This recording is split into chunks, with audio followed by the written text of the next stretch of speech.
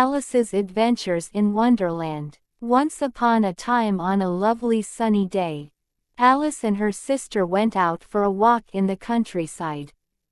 They got to a field near a little stream.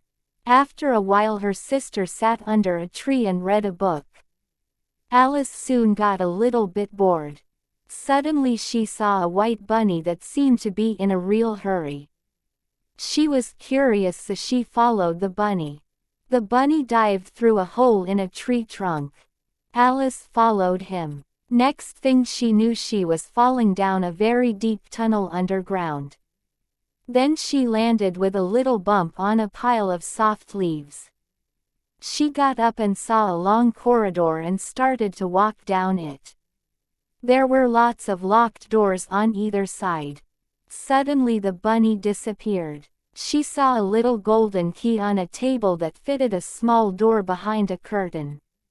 She opened the door and saw a beautiful forest. But she was a bit too big to fit through the door. Then Alice saw a little bottle on the table. On the label it said, "Drink me." She took the top off and drank the potion. Then she started to shrink. She got small enough to get through the little door. Then she saw the bunny again. The bunny asked her to bring his gloves from his house. Alice was always a helpful girl, so she said okay. Off she went to the bunny's house. She found his gloves and then she saw another bottle of potion on the table. The label said, "Drink me," so she drank it. Suddenly she grew bigger and bigger and bigger.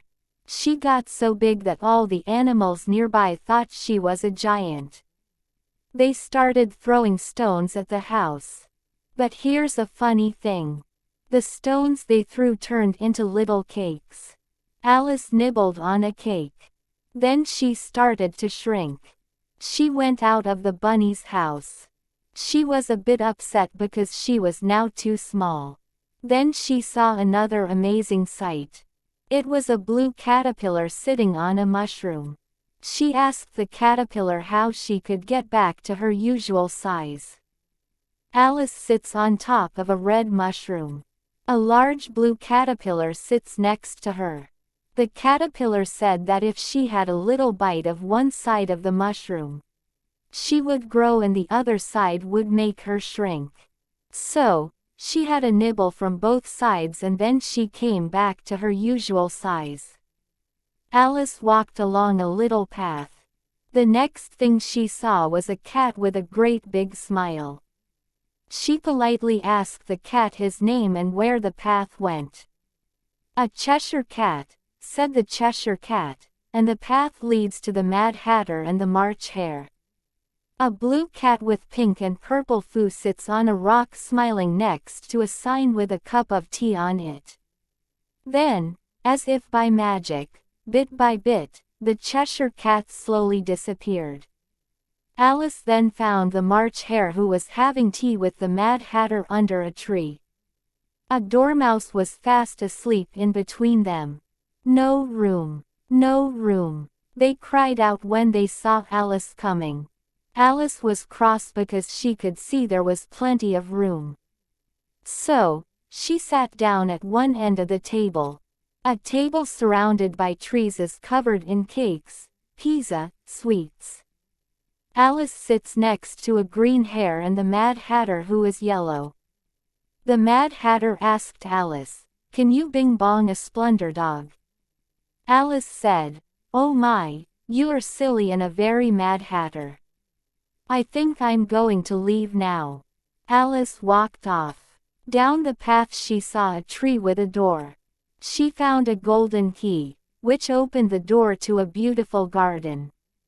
The Queen of Hearts had ordered her guards to paint all the white roses red, as she didn't like white roses. The strange thing was that all the guards looked like playing cards. The Queen arrived and invited Alice to play croquet. Alice was shocked to see that hedgehogs were being used as balls, and flamingos were being used as mallets in the game. The Queen got bored and went back to her court. A Jack of Hearts had stolen a pie from the queen's kitchen. The king yelled out, "Call the first witness." Just then, Alice started to grow again. The Queen of Hearts asked Alice to tell everything she knew about the pie. "But I don't know anything," Alice said. The Queen yelled, "You don't know. You don't know. Send her to prison." Alice thought that was very unfair and she was getting cross. And then the king, the queen and all the playing cards started flying all round Alice. Whizzing around and around and around and around. Alice opened her eyes. She was back in the field. She could hear her sister's voice telling her to wake up, as it was time to go home. Alice realized that she had been fast asleep. She yawned and thought, "Oh my, what a simply fabulous dream I've just had."